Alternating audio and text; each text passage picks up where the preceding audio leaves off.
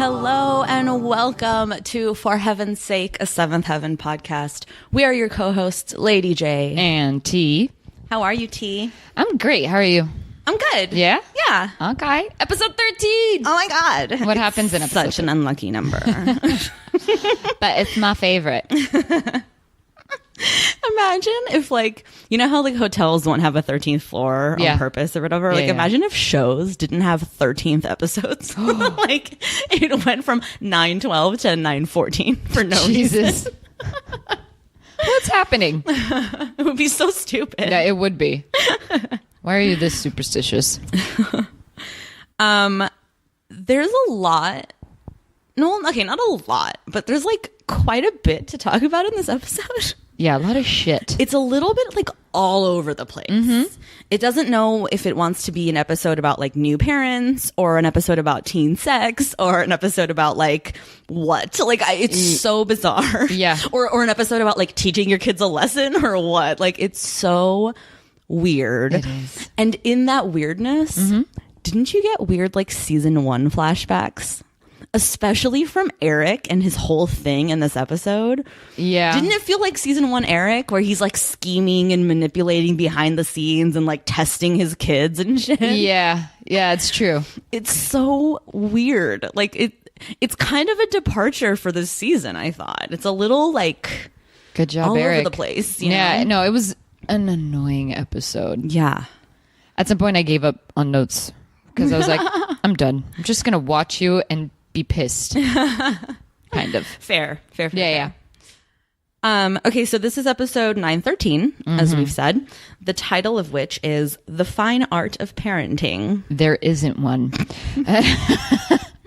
Well, okay, but I kind of like that because I like that it's, you know, that they're calling it the fine art, which in of itself means like what? It's subjective, it's not exact, whatever. Yeah. I guess art couldn't be exact. It doesn't matter. But like... it kind of speaks to how parenting is an art. Yeah. Like it's not a science, yeah. right? Like it's not exact. There's no way to do it right or wrong. I know. You just kind of have to do it. It's kind of like, how do you measure that? I guess just by collecting data, but again, like, how do you measure that? I don't know. Like, to what? How successful your kid turns out? Right? That's what I was gonna say. I feel like the proof ends up in the pudding of how that person ends up becoming as an adult or and it's whatever. Like you can't really plan that out because life is, you know, a bunch of shit gets thrown in your way every day. Yeah, and I think like it's this weird thing that happens because as a kid, right, like your parents are your world, like, or your family is your world or whatever. And then there's like this threshold you cross as an adult where you realize that your parents are just human beings doing their best, muddling through the world as you are now also trying to do. Yeah. You know what I mean?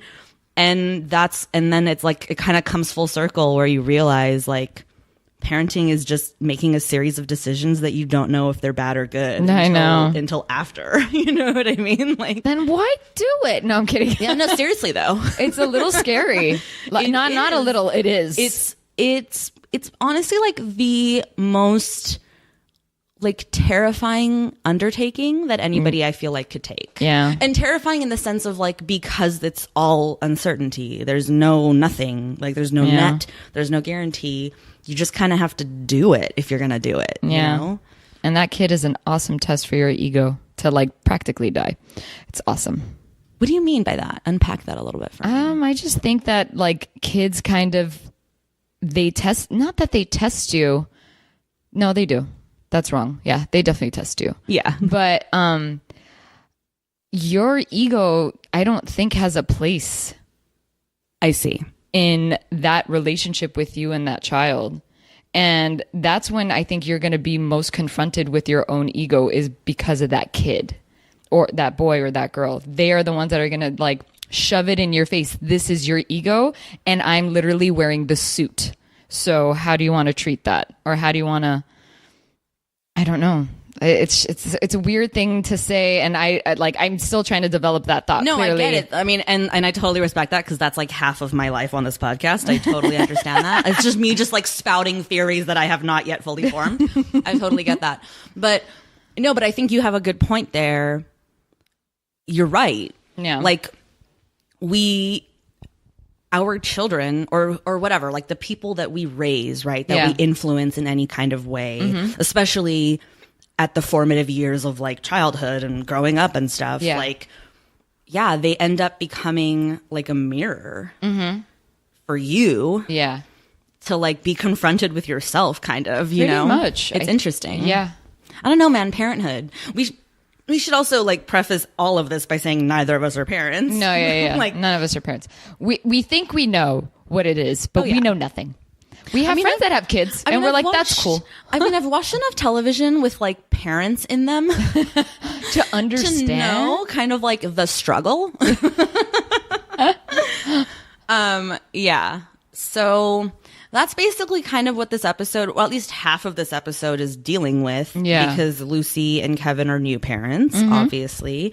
And the baby's at this point only like a couple of weeks old. And as we already know, they're living back in the main house. Yeah. And, you know, they're dealing with the whole like sleep schedule thing and all that stuff. And kind of sort of like all the other Camdens are like having to deal with the fact that there's this new baby in the house and how everything's just like a little topsy-turvy because the normalcy of life that happens when you don't have a baby in the house is gone. But Lucy's like soups into it. Yeah.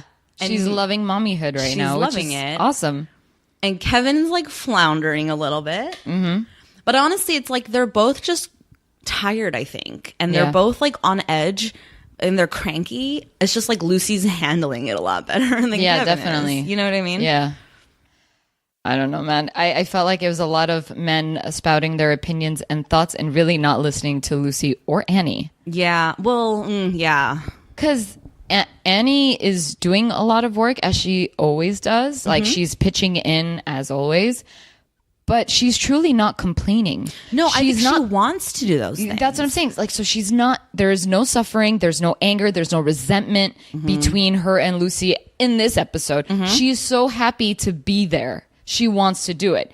So when Eric is constantly saying, Annie, you're putting in a lot of time, you're doing the laundry, you're doing this, you're doing that. Your list sounds exhausting, but look at Annie. Look at that smile on her face. She keeps like saying, she loves it. And she's like, there's a baby in the house. Well, okay, but I see. But so here's an interesting thought experiment, right? Like Annie, as you said, all those things. I totally agree. Like she wants to do these things. She wants to be helpful. She wants to be there for her daughter, being a new mom, whatever. But she really doesn't want people in the house. Yeah. And I have to wonder, like, how much of that is truly what she says because it's a new baby, germs, blah, blah, blah. And how much of it is truly just like, can everybody just like get the fuck out of my territory for a minute and like leave me alone? It probably both. Because apparently she was like that with the twins too. Like she didn't want anybody over. So I think it's both, like that internalization of, oh, the kids can get sick. It's been 40 days. They got to stay home, blah, blah. Like that type A in her. But also I think she is marking her territory. This is my home. This is my domain. Right. You fucks with me, I come back. Yeah. I think there's a little bit of that going on. And then to your earlier point, like, meanwhile, Eric and Kevin, with Lucy anyway, like, are both trying to tell Annie and Lucy, like, you know, you need to be doing less, or you need to be doing more, or we need to get out of here because, like, this isn't our house and whatever. And it's like, can we just let these women do their thing, do what they do, and do what they want to do right now? Seriously. You know, like, Lucy wants to stay up and not sleep and, like, you know, whatever. And, like, that's her prerogative. Yeah. Like, although common wisdom does say you sleep when the baby sleeps, but still, like, you know what I mean? Like, if she wants to wait for the next feeding and, like, take a shower and, like, clean herself up or whatever, let her fucking do that. And if people come to the house and she doesn't want to turn them away, let her also do that. Like, let her show off. She made a human. Yeah. Like, Kevin should be more willing to show Savannah off. You know what I mean? But here's the thing, though. Why is it considered showing off? I know, it's not even. It's just like, you know, everyone's sort of like doting over her. Yeah. And she is happy. She is excited. First of all, most moms, not most, I can't generalize. I'm not going to say that. Sure. But I have witnessed a lot of moms, for like first time mothers and whatever, how many days of being a motherhood, they're not necessarily smiling. Because they went through. It's a lot. Yeah. Giving birth. Or, delivering a C-section, whatever, doesn't matter. Both a lot of work. Not to mention, to speak specifically to Lucy's case, having given birth in an elevator, which is a harrowing ordeal. Yeah. Go on. And just losing sleep, whatever. But this girl has a smile on her face because she's so fucking excited that she has a little girl. She's breastfeeding, doesn't give a fuck who comes into the room. I love that. Yes. I love that she's just like, you know what? I thought I'd be weird about it, but I'm not. Yeah. Because I'm a mom and I'm giving my daughter life. Yeah. I was so here for that. Yeah. It's one of the few times on the show where I'm like, yes, queen. Yeah. Like, preach. I've, bottle or no bottle, who cares? You do what you're going to do. But I've heard a few moms tell me like, yeah, I don't think I want to breastfeed, or like, I don't know. And then I swear to God, just walking out with their boob out. It's so funny. Like, you just don't give a fuck. I love that. I love that confidence. Shouldn't. Yeah, and you shouldn't. It's like, I just brought a human being into the world. You best believe I'm gonna walk around with my tits out. Yeah. Like, believe. I got one on the boob and I'm making dinner. What do you... Right? And then for Kevin to be like, okay, but you're also a wife. Oh my God, Kevin.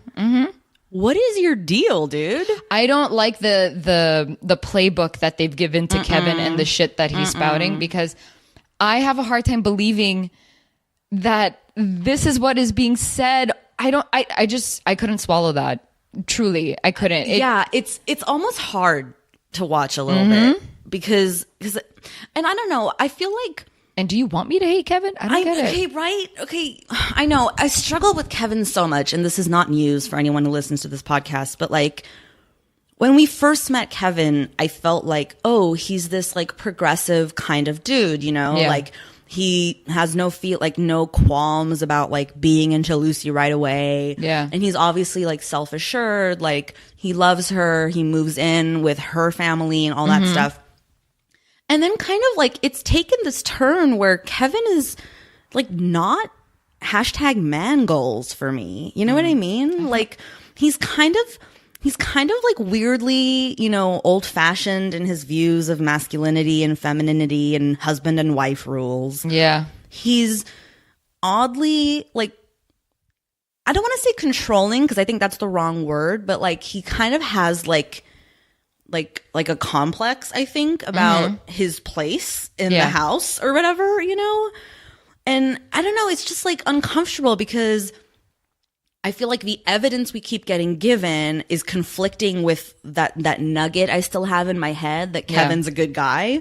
And it's like constantly at war with that because he keeps doing things like this where I'm like, what the fuck are you talking about right now? I don't understand what they're trying to tell me about Kevin. Like, okay, her breastfeeding is not something to sexualize, right? Yeah, at all. At all. And so with Kevin acting, I don't know. I've never seen dads behave like that. That's why. He makes it awkward by calling it awkward. I know. You know what I mean? Yeah. Like, I know. Never mind the fact that like, her tits out or whatever, okay? Or that she's free about that and chill about it, right? Never mind that.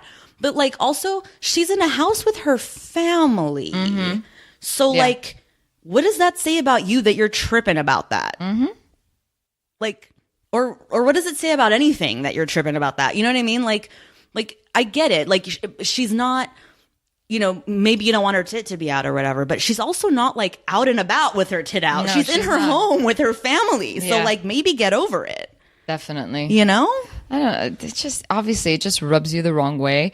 And again, I hated the conversation that goes down between Kevin and Lucy. Besides their argument, like, or whatever, the shit that he spouts at her, I don't like at the end how they make up. Let's listen to their little like tiff they have. Okay. She's breathing. You don't have to watch her. Just the same, I'll nap in the rocker. I wish you wouldn't worry so much. Well, maybe I wouldn't have to if you did worry just a little. You know how many germs came through here today? You know how many people saw me in my underwear just lying in bed like I'm useless? Honey, everyone knows that new parents don't get any sleep. And you do need sleep. You're getting a little cranky. Well, why aren't you getting a little cranky? Why don't you need sleep? I'll tell you why, because your mom's doing everything and that leaves you all peppy and happy like some Stepford mommy. Ugh. I know. I know. And then you're right. When they do make up, it's like they're both apologizing. Yeah. And I get it. Like when this happens, she sort of like rolls her eyes and leaves, like walks away. Because that's all you really can do when he says things like that to you. Yeah. Like obviously. Like that, like why even dignify what he just said with any kind of a response? But then like my takeaway from that scene was like they're both just tired. Yeah. Even though Lucy's putting a brave face on it and she seems happy and smiley, they're both just tired and cranky and they're taking it out on each other. Yep. And or rather he's taking it out on her. She's just sort of bottling it up and internalizing it or whatever. Yeah. And like they both just needed to like come to the table and go, listen, we're both cranky. We both need to realize that we need help. Yeah. And like we're not going to go anywhere anytime soon because he's like, I'll hire an interior decorator to like get the house up and running so we can move in. And she's like, what's your deal? Like what's your rush? Like I'm sitting here, I'm not trying to like leave the house. Like, you know, they're just, I don't know, they're just in a moment right now. They're new parents. They're tired. Neither of them know what the fuck they're doing. Yeah. I will admit it was really cute seeing Kevin by the crib in the beginning of the episode, and he's like watching her. Yeah, he's like, I don't think she's breathing. Like that fear, like that's kind of cute. Yeah, and Eric just being like, she is. Yeah. So maybe go sleep because now's your moment. Oh man, yeah, that's whatever. Probably the only part that was cute between Kevin and the bebe. We should also talk about like our 2-minute silence scene this episode. Oh, the boys. Is the boys like sort of like stepping up and like being a little grown up and like making their own lunches for school. PB&J, it was really cute. And just like throw in the bag without any sort of bagging or whatever. Nope. And then ice cream sandwiches. So good. That Sam, or is it David, takes a bite out of and then puts it in. He's like, I'm saving you for later. Breakfast of champions, a bite of ice cream sandwich. God, so cute. I wanted an ice cream sandwich when I saw it. I was like, oh man, that sounds good. Hot take, or rather unpopular opinion, I've never liked ice cream sandwiches. I did. I loved it. Especially those ones like with that chocolate bar around it that's like soft for some reason. Yeah, no, I hate those. I was all about the cookie ice cream sandwich. I'm all about the cookie. I'm all about the cookie. What are you, Fred Durst? Ew. He's disgusting. No, I'm kidding. No, you're thinking of Robert Durst. No, Fred is also disgusting. Yeah. Hot takes. Making some enemies. Yeah, they listen to this podcast. Well, maybe fans of them do. Okay, sorry. No, not really. Never apologize for your opinions. No. So like, I don't know. They end up sort of resolving, Kevin and Lucy, that they're not in a rush to leave. They're going to stay for at least a few months until, you know, like at least until like the baby's sleeping through the night and stuff. And they're in more of like a routine or whatever. Then they'll worry about getting the house ready and moving in and stuff. Yeah. And Lucy brings up a good point too, because Kevin's like, let's get the fuck out of here. And she's like, okay, first of all, you bought the house without consulting me. Yeah. I want to be the one to decorate my house, like decide what goes in it. And to do that, I need to leave the house. And I can't do that right now because the baby is still eating every 2 hours. So like, leave me be, you know? Yeah.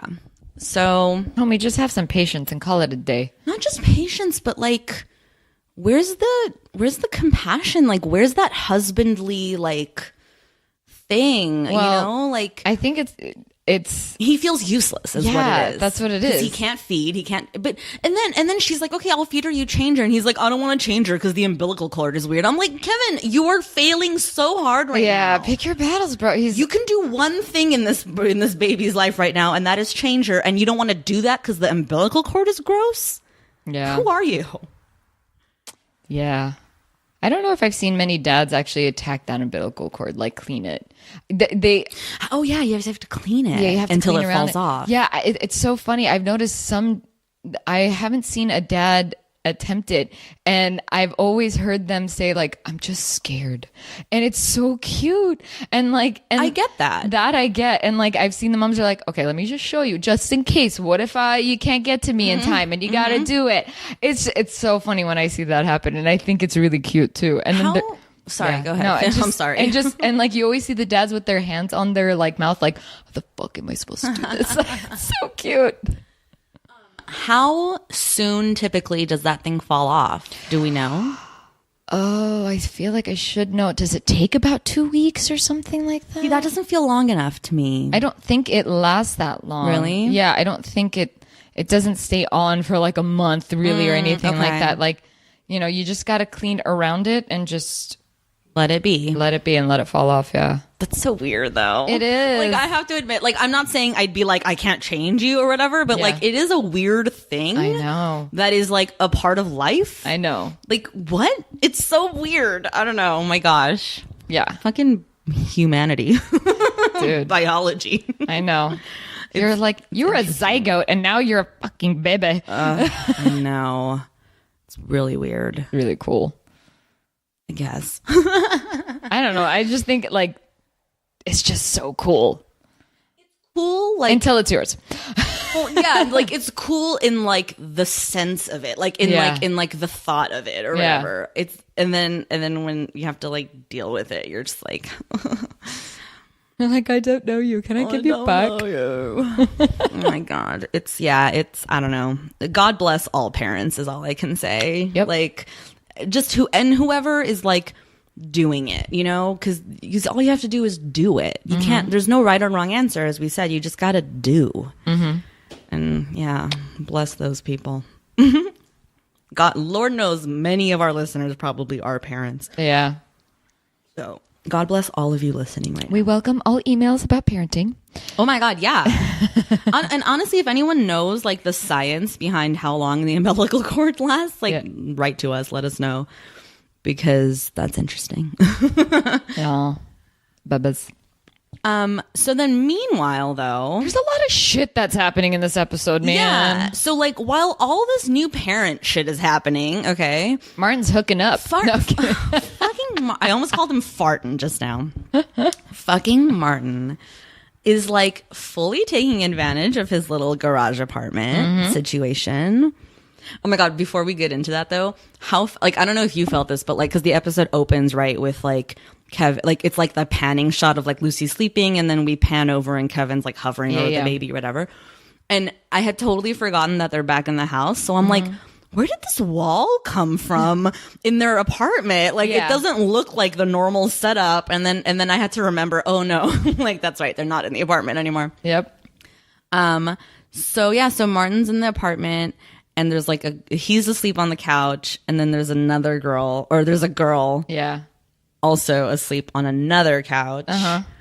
They both have like textbooks open or whatever. So like, it's very innocent. Like, there's no, in my mind anyway, like as that moment happens, like I wasn't like, ooh, Martin, you're fucking. Like, it was just like, okay, clearly they're studying and they fell asleep. Like, clearly it's going to be a big drama problem. Of course. But it's truly innocent. You know what I mean?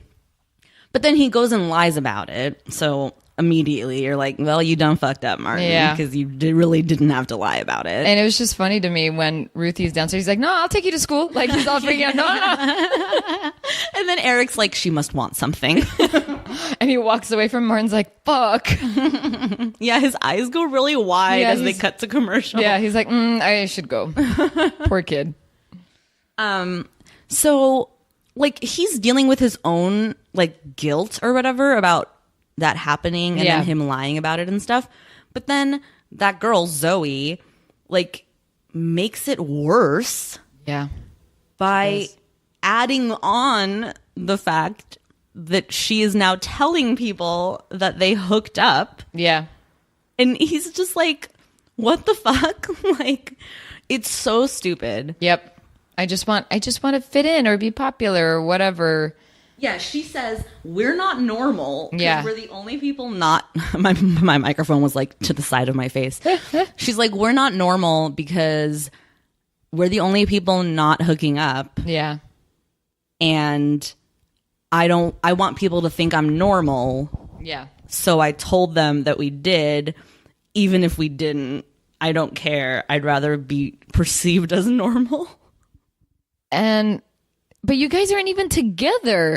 I don't understand. Like, you're not a couple. You guys are. I was assuming y'all were friends. Like, especially as a young girl, like, do you really want to spread that rumor about yourself? Seriously. Like, in what world are we living where this is happening? Yeah. I don't know any girl that made up a rumor like that. Okay, on the other hand though, right? Like, there's something to be said about she's like owning it, right? Like as though it was her choice, as opposed to like, oh yeah, like he took me to his place and we hooked up. She's like, I stayed over, you know? Yeah. Like there's a little bit of agency there, but it's still so bizarre. Yeah. And like sort of so outside the realm of reality that it just doesn't make any sense. No. And Martin is like truly flabbergasted. She's like, what if I told you I've been telling people? He's like, in fact, that makes me angry and you should leave. Yeah. Like, and she's like, oh, come on. We're not normal. And he's like, I don't know what the fuck you're doing, but you're never coming over here again and we're not friends. Yeah. Like, and that was good on him. Yeah. I kind of respected him for that. Kind of. Kidding. I did. I mean, I do. Yeah. But then he doesn't really ever come clean until he feels backed into a corner. Like until all this shit blows up in his face. Then he's like, I need to tell the truth because like all of a sudden the lies have become too much to handle or Seriously. whatever. Yeah. Goes So and then- talks to Ruthie. Fuck. Okay. Oh my God. We need to talk about Ruthie. I don't know what's going on with her. She's a little shithead. She's definitely, though, this is definitely a ploy to make Martin jealous, right? Isn't it? It's clear she's in love with Martin, right? Yeah, I When he picks her up, dude, oh my God. I was like, yes. but I love it when they're talking and then she's like, no, but you can't tell me. He's like, oh, and like he makes that face. I was like, that was really cute between them. They're really cute together. Yeah, They have I like- amazing chemistry. I was about to say, I like the chemistry that they have right now. It's great. Yeah. And I feel like it's just going to keep building and building and Let it building. build. And she's going to like keep wanting to date bad boys. Yep. And he's going to keep having random girls make lies about him. And then it's all going to come to a head. Oh my God, I'm so excited. Could you imagine like their future conversations? She made rumors about you. Yeah, man, again. You in love with another bad boy? Yeah, man, again. All right, let's talk about it. So she obviously knows that Zoe slept over. And so she says it's not blackmail. It is blackmail. Yeah. Blackmails Martin that like if he gets her a date with this guy named Vincent, that she won't tell Eric about what she saw. Yeah. So before we get too in the weeds with the storyline Dude. and the whole Vincent of it all, once in a blue moon, okay, an IMDb bio is so, what's the word? Insane that it bears reading. I think it's happened like once or maybe twice on this show prior. Okay. The bio for Thomas Dekker, who plays Vincent, by the way, is like, you know what? I'll just read it and then you can sort of glean your own understanding of what this is. Okay. Okay. Thomas Dekker was born to parents who possess very artistic and theatrical characteristics. His mother is an acting coach, actress, singer, and concert pianist, while his father was an artist, set designer, opera singer, and actor. His maternal grandfather was famed Welsh radio actor Alan Williams. Dekker began acting at age 6 when he received a minor role on The Young and the Restless. A year later, he was given the opportunity to act with Patrick Stewart, Malcolm McDowell, and William Shatner in Star Trek, playing Thomas Picard. He went on to score guest spots on The Nanny, Seinfeld, Star Trek Voyager, and Caroline in the City before finally landing a regular spot on Disney Channel's Honey, I Shrunk the Kids. For 3 years, he took on the role of Nick Zelinsky, creating a name for himself and finding a nice niche in the Disney universe. When he wasn't on set filming, he was lending his voice to sequels for The Land Before Time and An American Tail. Honey, I Shrunk the Kids ended its run in 2000, but Decker continued to make appearances in television, including a recurring role in the family drama Seventh Heaven. A big break presented itself when he was cast as Zack in the first season of Heroes. Though after appearing in only 11 episodes, he was offered the role of John Connor in Fox's Terminator in 2008. While the premise of the show was widely popular, having been adapted from James Cameron's Terminator franchise, it struggled to maintain a steady audience and was canceled after only 2 seasons. 2008 was still a busy year for Decker. He took on the role of Aiden, a troubled teen in the horror film From Within. Meanwhile, he also took part in the web-based series IQ 145. Though his biggest project came when he decided to try his hand in film production. He wrote, directed, and starred in Whore, a film about a group of teenagers who travel to Hollywood to pursue their dreams but discover a much darker side to fame. A year later, he received the part of Taylor Ambrose, a leukemia patient in the drama My Sister's Keeper, alongside Cameron Diaz and Abigail Breslin. Oh my God, he was in that movie. The role was rather timid and intelligent because it let Decker immerse himself in a character he has never played before. In early 2000, he took a stab as Jesse Braun in the reimagining of A Nightmare on Elm Street. Decker's most recent role is Lance Loud in Cinema Verite with Diane Lane, Tim Robbins, and James Gandolfini. Okay, did his mother write this bio? No, seriously, who wrote this bio? I don't know. Some woman named Stephanie M. It's so good. But it's like the most name-droppy, most ridiculous thing I've ever read in my life. It's like a love letter to his career. The part where she says the role was rather timid and intelligent because it let Decker immerse himself in a character he has never played before? Fuck right off. What are you saying? It's the most amazing bio that's ever been written. Fuck right off. It's the most amazing bio. Yeah. Like, I can't believe I found it. Like for some reason, because he looked familiar. So, of course, I X-rayed him. And then I was like, I just read, like, the opening line of his thing. And I was like, why is this all about his parents? Yeah. And then I kept reading, and it just got better and better. It's like, oh, my God. Yeah, it's like a love letter. It's insane. I'm like, oh, yeah, he was in that movie. I was like, because I'm looking, I'm like, you look familiar. You look familiar. I can't put this together. I knew you'd like recognize him from something that I read. Yeah. Right. So Martin's like, okay, fine. He corners Vincent, and Vincent's like, this is all a ploy by my parents, isn't it? Yeah. They set you up to set me up because they want me to talk to the Reverend. And Martin's like, I don't know what the fuck you're talking about, dude, but no. Why does Vincent sound like he's from a Western? He does? That's the way you're. Oh. I'm like, he does? You're like, ooh, my parents. I was trying to make him sound hoard. Yeah, hoard. So he's like, and then Martin's like, I don't know, what's your problem? He's like, I don't know, I have a problem, and leaves. Yeah, dude. He literally says, I have a problem, and leaves. And Ruthie, you have great taste. I know. She keeps getting involved with these like hot mess of people. Like, yeah. Or rather attracted to hot mess people. So then he shows up at the house anyway. Mm-hmm. Or no, he goes to the office, I think, or something happens. No, he right? calls the Camden house and gets on the phone with Eric. Mm-hmm. And Eric basically just offers his services. Yeah, he's like, whatever. Why don't you come over? We'll talk this talk. out. So, of course, in true Eric fashion, they talk it out. And we learn that, like, his parents want him to go to church despite themselves never having been raised in church and not going to church now. They have no desire to go to church, but they feel like he should go to church for some reason. Like, he keeps, like, not saying a reason. And you're just like, wait, what's the big fucking secret? Like, what is he, like... I know. Like, what is he, like... What's his problem? Like, it's impossible to sort of glean anything from these conversations he's having. So then his parents show up, adding insult to injury. Wait, oh my God. The dad. He's familiar. I'm forgetting from That's what, right? who's in the play we were talking about off mic. Oh, yes. Sorry, that was weird. Listeners have like no clue what the fuck we're talking about. It's an off mic conversation. I'm not going to cut it out. Anyway, so they show up and basically they're just a bunch of hot messes themselves. Yeah. Isn't he also on the show?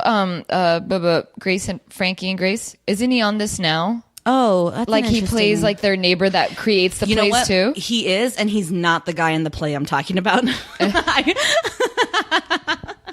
Yep.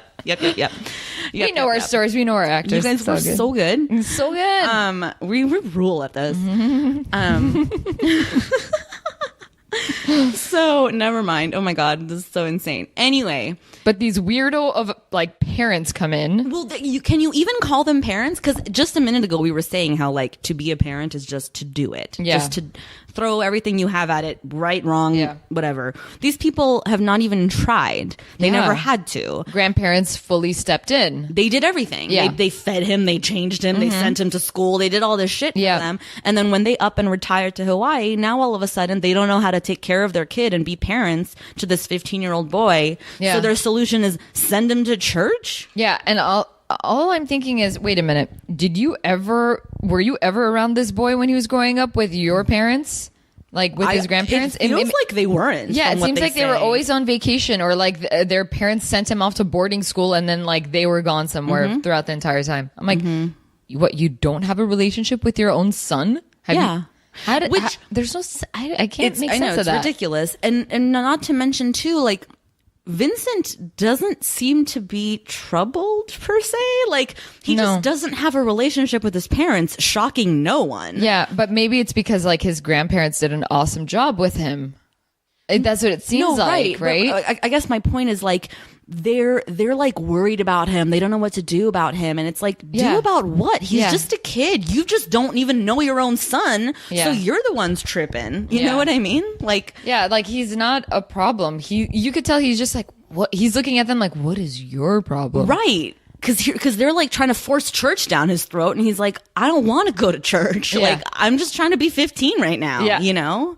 I'm normal. It's such a like odd situation, you know. I guess, and to be fair, one that doesn't really get explored very much. I think, no, it doesn't. At least on television. No, like that where the kid is fine and the parents just don't have a relationship, and so it feels rot. But really, all they have to do is just come together, and talk, probably. Yeah. You know, like there's no drugs. There's no. They just don't know how to be together as a family. It's like, weird. Kid, come on over, say hi. Yeah. So basically, of course, Eric like convinces all of them to go to church, whatever, shocking no one. And like we're just left to presume that it's going to be fine. But then he kisses Ruthie outside. Ruthie was so cute. She asked him out. Yeah. I'm so proud of her for like owning that. Yeah, she asked him out. But my favorite is when she comes back in, like, okay, because you were blackmailing, no dating for a few weeks. She's like, okay, that's fine. I can wait. And then he's like, oh, no. You're too happy. Why is it okay? He kissed me. I love it. She's like, he kissed me, all smiling, and Martin's face too. They pan to Martin's face, right? I think so. And he's just like all smiley for her. Yeah, they're both like really smiling. Yeah. Are you dying a little bit, Martin, inside? Is it okay? He's not in love with her yet. He doesn't know he's in love with her yet. She knows she's in love with him.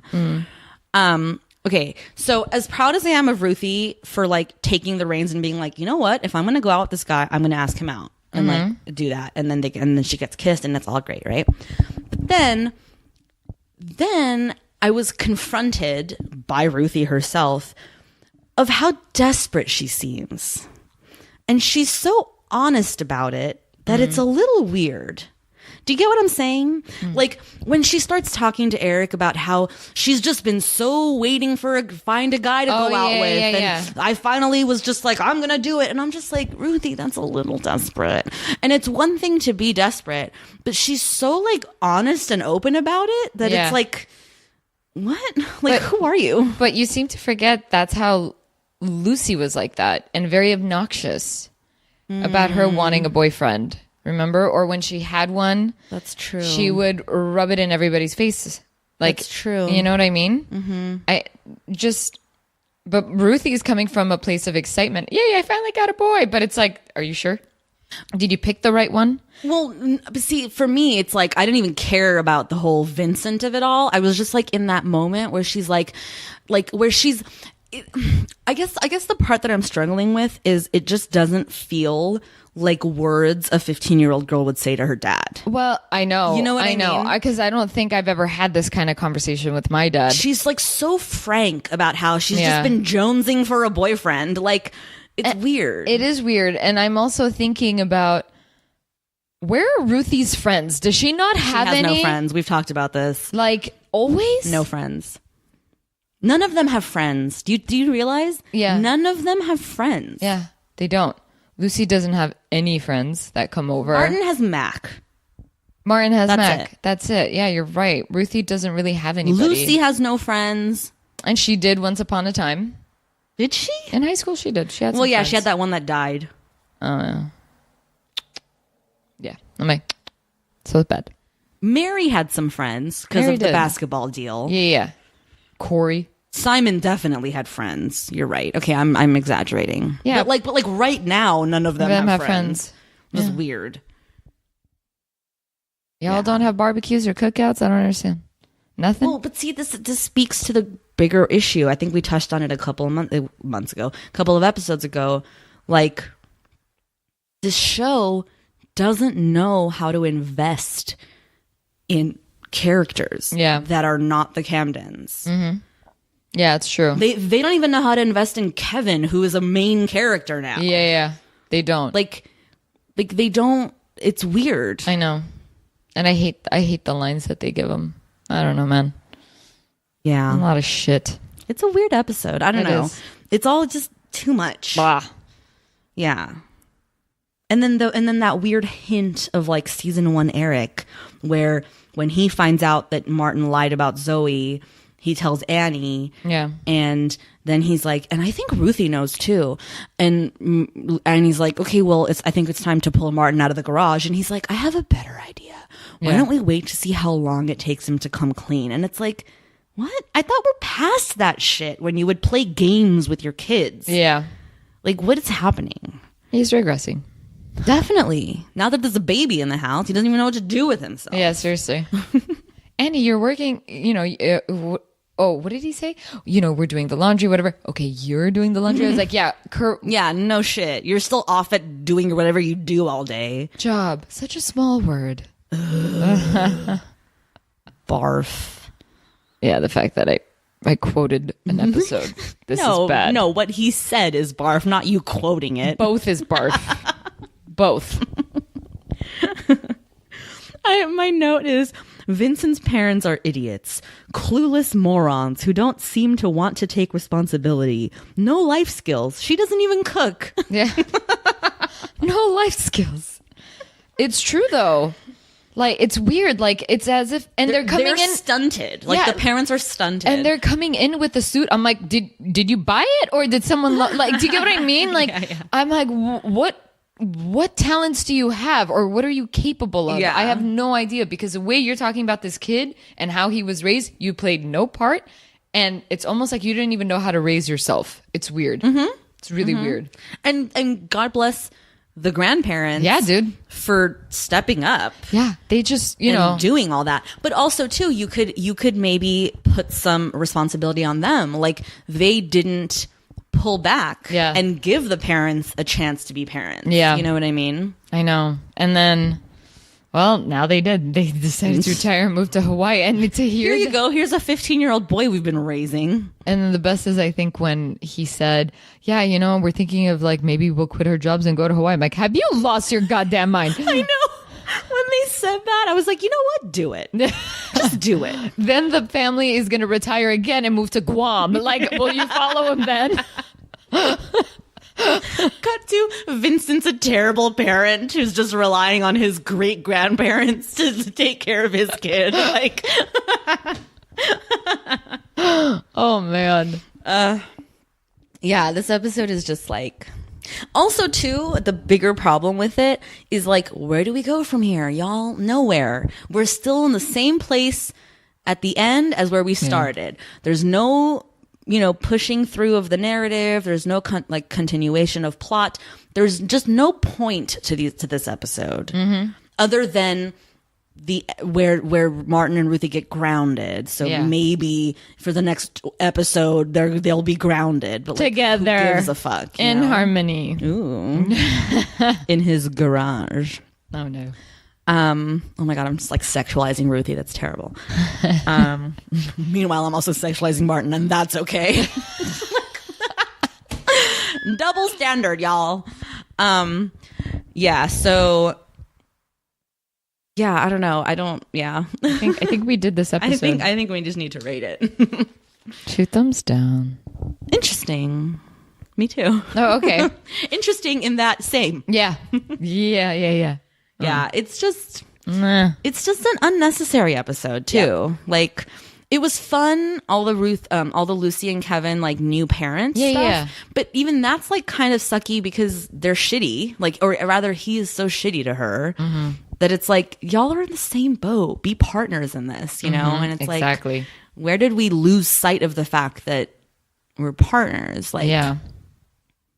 Kevin's like, I went and I bought a bunch of thank you notes. And Annie's like, oh, cool, I can help you with them. And he's like, no, you've done enough. Like, oh, we're like, give this man a medal because he's going to write some thank you notes. Yeah. You work so hard. Oh, and then Sam and David rip up all the gifts. Oh, I know. They like open everything and then they write their own little thank you notes. Yeah, it's really cute. It is cute. I mean, I get it. I understand why a kid would rip off. I mean, it's exciting to rip presents. Well, they're boring. It's just clothes. I know. But you're like, it's a present.